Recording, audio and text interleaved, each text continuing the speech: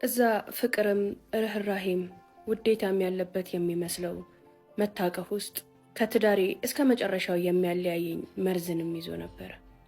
ሀውለት እኔና ሹፌሬ ከዛ ቀን በኋላ ጥልቅ ወደሆነው ግንኙነት ገባን። ጥልቅ ስልሽ በጣም አውራው ጀመር። የዛን ዕለት ጀምሮ ከዛም በፊት ከዛም በኋላ እቤቴ ውስጥ የሚከሰቱትን እኔና ባሌ መሃል የሚፈጠሩትን ሁሉንም ነገሮች ሹፌሬ ያውቅ ነበር። ጥሩ አጽናኝ፣ ጥሩ አዳማጭ፣ ጥሩ አዛኝና ጥሩ ወዳጅ እንዳገኘው ተሰማኝ። ለወትሮ በረፍት ቀኖቼና በረፍት ሰዓቶቼ እቤቴ ከልጄ ጋር አንዳንዴም ከራሴ ጋር አንዳንዴም እሺ ካለኝ ከባሌ ጋር አሳልፍ የነበርኩት እኔ አሁን እረፍት የሚባል ነገር ቀረ። የእረፍት ቀናቶቼ እንደ በዓል ቀን ይናፍቁኝ ጀመር። ለምን አትይኝም? ከዛ ከሹፌሬ ጋር ለማሳለፍ በጣም ጥሩ ጊዜ እናሳልፋለን። ሰላም ያለበት፣ ጸጥታ ያለበት፣ አረንጓዴ ነገር ያለበት ቦታዎችን ያውቃል። ይዞኝ ይሄዳል። ያለፉትን፣ ስለሚመጡት፣ ስለ ፍራቻዎቼ፣ ስለታገዝኳቸው፣ ስለወደቅኩባቸው፣ ስለተናሳውባቸው፣ ስለ ስኬቶቼ ብቻ ታዩ እማላወራው እማልዘረግፈው ማንነት የለኝም። በነዛ ሁሉ ውስጥ ግን የሱ ጆሮ ስል ነበር። በደንብ ያዳምጡኛል። አይኖቹም ላይ መደነቅና ርህራሄን አይ ነበረ። ከማንም አግኝቼ የማላቀውን ጎበዝ፣ እዚህ ጋር መድረስሽ ትልቅ ነገር ነው የሚለውን አድናቆት ለመጀመሪያ ጊዜ ከዚህ ሰው አገኘሁኝ። ያለኔ ትልቅ ስጦታ ነበረ። እንዳወራ፣ እሱ ጋር እንዲሄድ፣ ከእሱ ጋር ጊዜን እንዳሳልፍ የሚገፋፋኝ ፓወር። ማድነቅ ይችልበታል፣ ማዳመጥ ይችልበታል፣ ማዘንም ማባበልም ማዝናናትም ይችልበታል። ለእኔ ሁሉ ነገር ኖርማል ነበር። ልክ እንደ አንድ ሴት ጓደኛዬ ነበር ማየው። ውስጤ ላይ ያሉትን ነገሮች ሁሉ እተነፍስለት ስለነበርም ቤቴ ውስጥ በተወሰነ ደረጃ ሰላም መጥቷል። ላውራ፣ ስማኝ፣ አድምጠኝ የሚል ሙግት ከባሌ ጋር ትቻለሁ። እዛ ጋር የሚያዳምጠኝ ጆሮና የሚመለከቱኝ አይኖች ስላገኘሁኝ። በህይወቴ የሰራሁት ትልቁ ስህተት ያ ነው። የቤቴን ገመና፣ የቤቴን ክፍተት፣ ከባሌ ጋር ያለኝን ድክመት በቅርቤ ላለ ሰው ትቶ ለማይተወኝ፣ ርቆ ለማይተወኝ ወንድ አሳልፌ መስጠቴ ስህተት ነበር። ከባሌ ጋር የነበረውን ክፍተት ይህ ሹፌር በደንብ አድርጎ ተጠቀምበት። ባሌ ላይ ጥርጣሬ እንዲገባኝ፣ መደገፌን እንድተው፣ ማፍቀሬን እንድቀንስ፣ እንክብካቤን እንድተው፣ መጠንቀቄን እንድተው፣ የበላይነቴን ብቻ ቤቴ ውስጥ እንዳንጸባርቅ። በቀጥታም ሆነ በተዘዋዋሪ ወንዶች እንዲህ ናቸው፣ እንዲህ ካልሆንሽ እንዲሆኑብሻል፣ እንዲህ ካላልሽ እንዲያረጉሻል እያለ የሚመክረኝ ምክሮች የራሱ ጉዳይ ብዬ ባሌ ላይ ልቤን ማሳበጥ ጀመርኩኝ። ያም ከእለት ወደ እለት ክርር ወዳለ ጸብ እየወሰደን መጥቶ ነበር። እየቆየን ስንሄድ እዚህ ሹፌር ላይ አላስፈላጊ እይታዎችና አላስፈላጊ ጉትጎታዎችን እያየውበት መምጣት ሲጀምር ትንሽ ራቅ ማለትና አይ ጥግህን ያዝ፣ እኔ እኮ ባለትዳር ነኝ እያልኩኝ አስጠነቅቀው ነበር። በጣም ከመቀራረባችን የተነሳ ብዙ እንቃለዳለን። ለሚያሳየኝ አንዳንድ ፍቅር የሚመስሉ ወደ መጥፎ ነገር የሚገፋፉ ስሜቶች እረፍ ብዬ ኮስተር ያሉ መልሶችን ነው መመልስለት። ከዚህ ሰው ጋር ከማውራት ከመነጋገር፣ አብሮ ሻይ ቡና ከማለት፣ ጊዜን ከማሳለፍ ውጭ ምንም የገባሁበት ታሪክ የለም። ሀውለት የዛ ዕለት ባሌ ሲመጣ በትክክል ቦታው ተነግሮት አቅጣጫው፣ ሰዓቱ፣ ሁሉ ነገር ተጠቁሞ መሆኑ ያስታውቃል። ታዲያ ማን ነገረው? ማን ጠቆመው? በዚህ ሰዓት በዚህ ሁኔታ እዚህ ጫካ ውስጥ እኔና ይህ ሰው እንደምንኖር ከኔና ከሱ ውጭ የሚያውቅ ማንም ሰው የለም። ለባሌ ማን ሊነግረው ይችላል የሚለው ነገር አሳበደኝ። ያን ያሰብኩት ቀናቶች፣ ጊዜያቶች ካለፉ በኋላ ነው። ያን ያደረገው ይህ አብሮኝ የነበረው ሹፌር ነበር። ለምን እኔና እሱ እንዲለይልን፣ እኔና እሱ እንድንበጣበጥ ያለው ተሳክቶለታል። ወደ ቤት ስገባ ባሌ አልነበረም። ቁጭ ብዬ ተረጋግቼ ለጠብቀው ሞከርኩኝ። የዛን ዕለት አልመጣም። በምንጋታው ስራዬ ሄድኩኝ። ስራ ሄጄ ስመለስ ግን ቤት ውስጥ አንድም የባሌ ዕቃ አልነበረም። ጫማዎቹ፣ ልብሶቹ፣ ምንም ነገር አልነበረም። ሁሉንም ነገር ጠራርጎ ይዞት ሄዶ ነበር። ስልኩ ላይ በደውል ላገኘው አልቻልኩም። ባሌ ሊገኝበት ይችላል፣ ሊሄድበት ይችላል ብዬ የማስባቸውን ቦታዎች ሁሉ አሰስኳቸው። ላገኘው አልቻልኩም። ከስራ ቦታው ራሱ የዓመት ረፍት እንደወሰደ ተነገረኝ። እማረገው፣ እሚይዘው፣ እምጨብጠው ነገር ጠፋኝ። ለማን ይነግሩታል? ለማን ያወሩታል? በዛ ሁኔታ አግኝቶ ዝሙት ላይ አልወደኩም፣ አልተልከሰከልስኩም ብለውስ እንዴት ሊያምነኝ ይችላል? ቢሆንም ግን እውነቴን ቢያውቅ፣ ቢያንስ የልቤን ነገር ቢረዳ፣ ምንም ላይ እንዳልወደኩ፣ ምንም እንዳላረኩ ነግሬው እንኳን ብንለያይ ብዬ ተመኘሁኝ። ከዛ በኋላ ባሌን አላየሁትም። ይህ ልጅ ሊያጽናናኝ፣ ሊያበረታታኝ፣ ይበልጥ ከጎኔ ሊሆንና አጋዤ ሊሆን መሞከር ጀመረ። እኔ ግን ያደረገውን ነገር ሁሉ ደርሼበት ነበር። አንድ ቀን አናገርኩት። አንተ ነህ አይደለ ለባሌ ያለንበትን ቦታ ነግረህ እንዲመጣ ያደረግከው አልኩት። በፍጹም እኔ አይደለሁም አለኝ። ታዲያ ከኔና አንተ ውጭ እኮ እኔ እናንተ የነበርንበትንም የምንሄድበትን ቦታ የሚያውቅ አልነበረም። ማን ሊነግረው ይችላል አልኩት። አይኑ ላይ ያየሁት መቅበዝበዝና አፉ ላይ የነበረው መርበትበት ከሱ መሆኑን አወቅኩኝ። ከዚህ በኋላ እንዳላየ አጠገቤ እንዳላገኘ ዙሪያዬ ላይም እንዳላየ አልኩት። ሀውለት ይህን ያልኩት እሱ ስሜን ያጠፋኝ ጀመር። ከምጠብቀው ከማስበው በላይ ስሜን አውጥቶ አሰጠው። ስለ ትዳሬ፣ ስለ ህይወቴ፣ ከሱ ጋር ስለነበረኝ ግንኙነት በመስሪያ ቤቴ ሰዎች መሀል አለቃዬ ድረስ እስኪደርስ መጠቋቆም ያደረገኝ። ከመስሪያ ቤቴ ቀረው። ስራዬን መስራት አቃተኝ።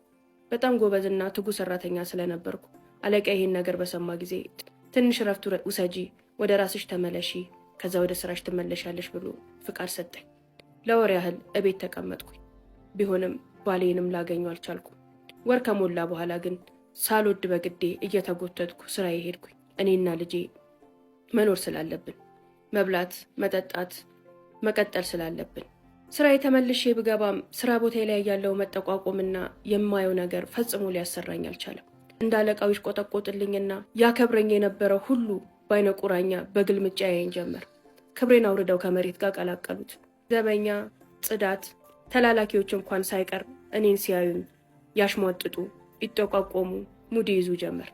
ምን እላለሁ? ምን አደርጋለሁ? ከዛ መስሪያ ቤት መልቀቅ አለብኝ ብዬ አለቃዬን ያለውን ነገር ሁሉ ነግሬ ከነበርኩበት ከምወደው ብዙ ገንዘብ ከሚከፈለኝ መስሪያ ቤት ለቅቄ ወደ ሌላ ቦታ ሄድኩኝ። አንድ ቀን ቢያየውም ባያየውም ብዬ ስልኩ ተዘግቷል፣ ያው ዝም ብዬ ቴክስት አረኩለት። ከ1 ዓመት በኋላ ይመስለኛል። እባክህ ይቅርታ፣ ተሳስቻለሁ፣ አጥፍቻለሁ። በመራቅና በዝምታ አትግደለኝ፣ አትቅጣኝ። ቢያንስ ናና ተነጋግረንበት አውርተንበት የምትወስነውን ነገር ትወስናለህ። ጥፋት ነው፣ ስህተት ነው፣ ግን ይቅር በለኝ እባክህ ብዬ ሜሴጅ አረኩለት። ከቀናት በኋላ ይመስለኛል አትጃጃይ፣ ዝሙት ምርጫ እንጂ ስህተት አይደለም፣ ምርጫሽን መርጠሻል ብሎ ቴክስት አደረገልኝ። መልሼ ሌሎች ቴክስቶችን አደረኩለት፣ ደወልኩለት። ከዛ በኋላ ግን ላገኘው አልቻልኩም። ሀውለት ያው ባሌን ከዛሽ ቀን በኋላ ካየሁት 2 ዓመት ሞልቶታል። በስልክም ሆነ በአካል ተያይተንም ተገናኝተንም አናውቅም። ከመስሪያ ቤት ስራዬን ወደ ሌላ ቦታ ለውጬ ቤቴንም ቀይሬ አነስ ያለች ለእኔና ለልጄ ብቻ የምትበቃን ቤት ውስጥ እያኖርኩ ነው። ምንም ይሁን ምን ጎንሽ ያለ ሰው፣ አጠገብሽ ያለ ሰው የቤትሽን ጉለት የቤትሽን ክፍተት አይወቅ። በምን እንደሚጠቀምበት አታቂ። የሚያባብሱ የሚያራርቁ መርዞችን ይረጫሉ እንጂ ለህይወትሽ የሚጠቅምሽን መድኃኒት አጠገብሽ ካሉ አብዞ ተቃራኒ ጾታዎች አታገኝም። ሁሉም ሰው ክፍተትና ባዶነትሽን ሊጠቀምበት ቤትሽን ሊበጠብጠው ነው የሚነሳው። እኔም የወደኩበት ይሄ መንገድ ለሌሎች እህቶቼ ከጠቀመ ብዬ ነው ትለናለች። አብራችሁ ስለሆናችሁ አመሰግናለሁ። የቀድሞ የእህቴ ባል አሁን ደግሞ የእኔ ባል የሆነው ሰው እህቴን በጣም ነበር የሚወዳት። እሷን የሚወድበት ልክ ሰውን የዚህን ያህል ሊወድ ይችላል እንዴ ብዬ እስክገረም እስክደነቅ ግራ እስኪገባኝ ድረስ ነበር እህቴን የሚወዳት። እሷ እንደውም ያን ያህልም አልነበረችም። ብዙም ብትወደውም እንደዚህ እንደሱ ስፍስፍ ግብግብ የሚል ፍቅር ግን ነበራት ለማለት ይቸግረኛል። እህቴ ለእኔ በጣም ቅርቤ ነበረች። እንዳገባች እህቶቼም ሆነ ወንድሞቼ መጀመሪያ የመከሯት ነገር ይችን ልጅ ቤትሽ ድርሽ እንዳታደርጊ፣ ህይወትሽን ታበላሻለች፣ ትዳርሽን ትበጠብጣለች የሚል ምክር ነበር የሰጧት። በዚህም ምክንያት እኔም ሆንን እህቴ ከወንድሜ ጋርና ከእህቴ ጋር መቆራረጥ ድረስ የሚያደርስ ጸብ ውስጥ ገብተን ነበር። ለእናንተ ባዘንኩ እንዴት ትሉኛላችሁ በሚል እነሱ ደግሞ እህቴን እኛ ለአንቺ ያዝነን ብንነግርሽ እንዴት ለእሷ ትነግሪያታለሽ ብለው ጥምድ አድርገው ይዘዋት ነበር። እህቴ ለእኔ የ3 ዓመት ታላቄ ናት። ከወንድሜና ከታላላቅ እህቶቼ በላይ እኔና እሷ በእድሜ እንቀራረብ ስለነበር ከልጅነታችን ጀምሮ አብረን የምንጫወት አንድ ላይ የምንማር በጣም የምንዋደድ እህትና ማቶች ነን። ታላላቆቼ በእድሜ ከኛ ርቁ ስለነበር ያገሉን ነበር። እኔና እሷ ግን እንደ እህትም እንደ ጓደኛም ሆነን ተጣልተን ተጫውተን ሚስጥር ተለዋውጠን እንደ ማንኛውም ታናሽና ታላቅ እህት ጥሩ ጊዜ አሳልፈን ያደግን ብቻትና ማቾች ነን። እህቴ ከሁላችንም የተለየች ሰው ናት። ከቤቱ ሁሉ ዝምተኛ፣ ጭምት፣ ራሷን ለመቻል በእግሯ ለመቆም ማንንም ላለማስቸገር ከልጅነቷ ጀምሮ የምትጣጣር ብዙ ስራዎችን የምትሰራ ትምህርት አልሆንልሽ ብሏት ከ8ኛ ክፍል አቁማ የራሷን የግል ስራ የምትሰራ ነበረች። በዛም አጋጣሚ ነው ከዚህ ሰው ጋር የተገናኙት። በፍቅር ለ3 ዓመታት ያህል ከቆዩ በኋላ ነበር ወደ ትዳር የሄዱት። 2 እህቴ ካገባችበት ቀን ጀምሮ ለ7 ዓመታት በፍቅር እዛ ትዳሯ ላይ ስትኖር አንድም ቀን ከቤቷ እኔ አልጠፋውም። በቃ ተከትያት ቤቷ ገባው። ጭራሽ ኑሮዬን እሷ ጋር አድርጌ እናትና አባቴን ለመጠየቅ ነበር አልፎ አልፎ ሀገር የሚሄደው። የእህቴ ባል ከሌሎቹ የእህቶቼ ባሎች ኢኮኖሚካልም በመልክም በባህሪም በጣም የተሻለ ሰው ነው። እሷም ጠንካራ የስራ ሰው እሱም ጠንካራ የስራ ሰው በመሆናቸው በፍቅረኝነት ጊዜያቸው ራሱ አብረው ሰርተው ብዙ ሀብትን አካብተዋል እና አፍቃሪዋ ስለነበር የምትለውን ሁሉ እየሰማ መንገዷን ተከትሏል። 2 እኔ እንደነገርኩሽ ገና በልጅነቴ ብዙ ትዳሮችን እያየሁ ነው ያደግኩት። የእህቶቼን ትዳር፣ የእናትና የአባቴን ትዳር እንዲሁም የወንድሜን ትዳር። የእነሱን ትዳር ባየሁበት አይኔ ስለ ትዳር የነበረኝ አመለካከት በጣም የተንሸዋረረ ነው። ትዳርን እጠላው ነበር፣ እፈራውም ነበር። የማግባትና የሆነ ሰው ሚስቶኛ የመቀመጥ ጉጉትም ፍላጎትም አልነበረኝም። የእህቴ ትዳር ግን ሙሉ አመለካከቴን የቀየረና ትዳር ለካ እንደዚህ ጣፋጭም እንደዚህ ምርጥም ነው ብዬ እንዳስብ ያደረገኝ፣ ለትዳር የሚሆነኝንም ሰው እንደ እህቴ ባል አይነት እንዲሆን ጸሎት እንዳደረግ ያደረገኝ ትዳር የእህቴ ትዳር ነው። ባሏ ባል ነው፣ የእውነት ባል ታውቂያለሽ። ሁሉ ነገሩን የሰጣት የሚታመንላት፣ የሚወዳት፣ የሚንከባከባት የእህቴ ባል ከእሱ አልፎ ለመላው ቤተሰባችን መድኃኒት የሆነ ሰው ነው። እኔ በባህሬ ግትርና ደረቅ ሰው ነኝ። እሱን ግን በጣም ወደውና አከብረው ስለነበር ከእናቴ ጋርም ሆነ ከአባቴ ጋር ስንጣላ አንዳንድ ነገሮች ላይ ድርቅ ስልባቸው እባክህ ይችን ልጅ ምከርልን፣ ተቆጣልን ብለው ለሱ ነበር የሚነግሩት። እሱም አንድ ቃሉን የሆነ ነገር ካለኝ እመለሳለሁ፣ ሚለኝን ሁሉ አደርጋለሁ።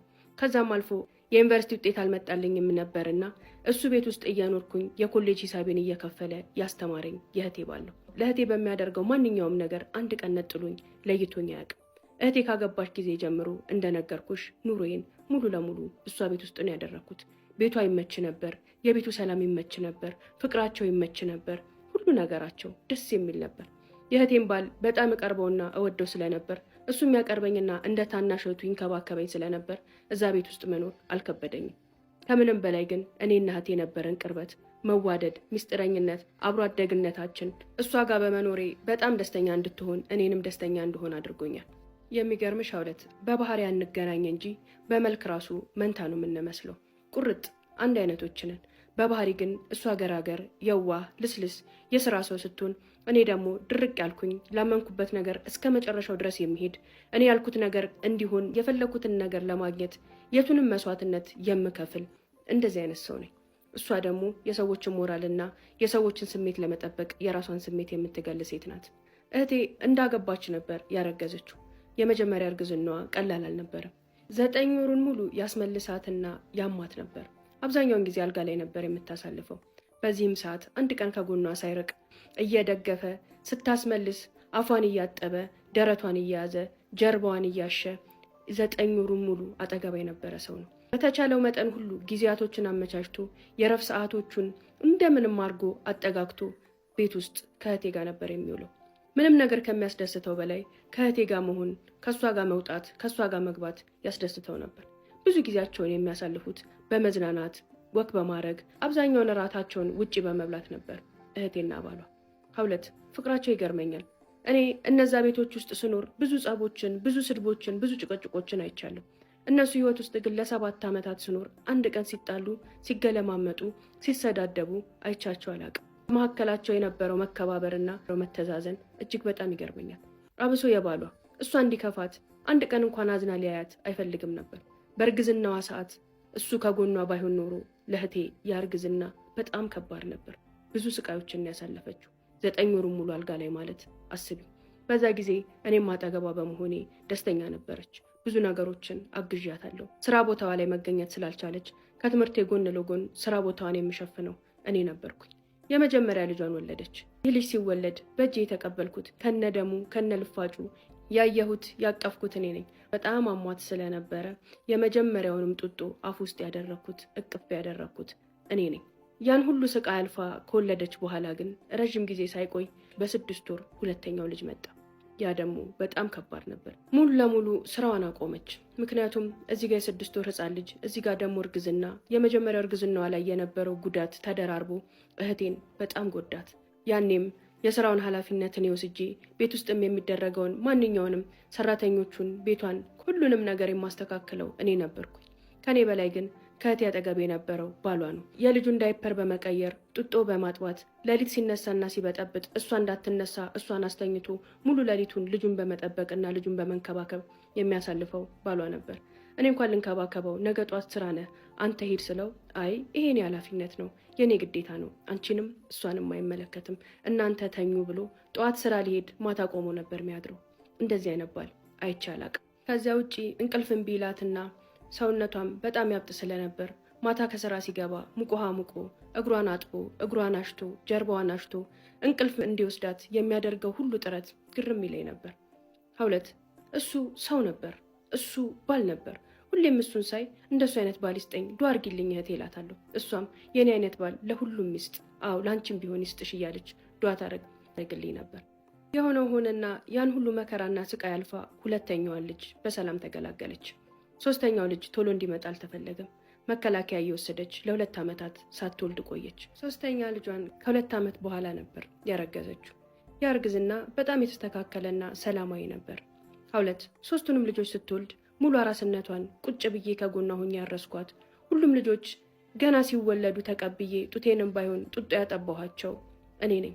እኔን ልክ እንደ እናታቸው ነው የሚያዩ። በመልክም ስለምንቀራረብ እነዛ 2 ልጆች ይወዱኝ፣ ይቀርቡኝ፣ ከምንም በላይ ደግሞ እንዳክስት ይፈሩኝና ያከብሩኝ ነበር። ባልና ሚስት እንደነገርኩሽ ዟሪ ናቸው። አብዛኛውን እረፍት ጊዜያቸውን ትንሿን ቀዳዳ ተጠቅመው ወደ ክፍለ ሀገር መውጣት፣ መዝናናት፣ መብላት፣ መጠጣት፣ ውጪ ማደር ምናምን ይወዳሉ። በዛ ጊዜ ሁሉ የልጆቹን ኃላፊነት ሙሉ ለሙሉ ወስጄ ስንከባከባቸው የምኖረው እኔ ነኝ። ምንም አይመስላቸውም። እኔ ካለው ልጆቹ ደስተኛ ናቸው። እናትና አባታቸው ቢኖሩ ባይኖሩ ትዝም አይላቸውም። የዚህን ያህል ነበር ከልጆቻቸው ጋር የነበረን ቀረቤታ። እናቴም እነሱ ጋር ከሄድኩኝ በኋላ የነበረኝን የባህሪ ለውጥ፣ መረጋጋት፣ ትምህርቴ ላይ ማተኮር፣ ስራ ላይ ማተኮሬን ስታይ በጣም ደስ አላት። እህቴ በተደጋጋሚ መውለድና በድካም የተነሳ ስራዋን አሳልፋ ለኔ ሰጥታኛለች። የእህቴን ስራ ሙሉ ለሙሉ እየሰራሁላት ያለሁት እኔ ነኝ። ከዛ ጎን ለጎን ደግሞ እቤት ውስጥ ያለውን ነገር ሁሉ አግዛታለሁ፣ እንደ ጓደኛ አማክራታለሁ። እህቴ ለኔ አለሜ፣ ሁሉ ነገሬ ነበረች። እውነት ለመናገር እኔና እሷ የምንዋደደውን ያህል ልክ የትኛውም እህትማማቶች ይዋደዳሉ ይዋደዱም ነበር ብዬ ማለት ይገደኛል።